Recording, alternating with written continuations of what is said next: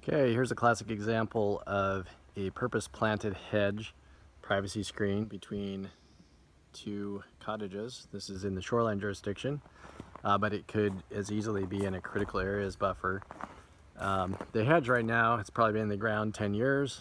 It's probably about 35 feet tall. It's a Leyland cypress hedge, and you can see that they're planted maybe 4 to 6 feet apart and really close to the fence. So they're leaning on the fence here, and we've got a lot of side growth. It's pulling out maybe 15 feet across the property line.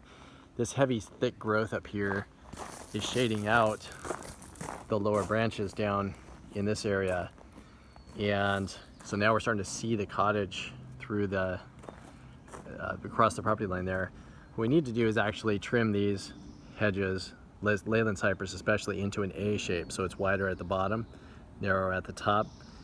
Some of these hedges can end up being 10, 12 feet wide at the top, which is a lot of real estate to prune, and it doesn't allow light when the hedge is, upside down, a lot wider at the top.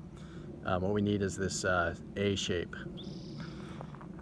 So here's this tree is the 200-foot mark, and if you look straight across here, there's only 2 Leyland cypresses that we could actually prune without getting a clearing permit.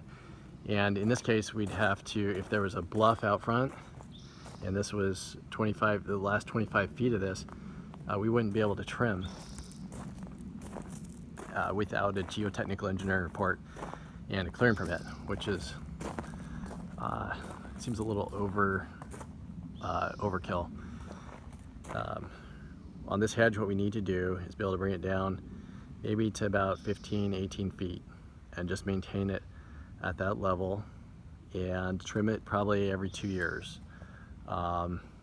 or as often as every year, or in the spring and in July, if people want a real tight, thick hedge.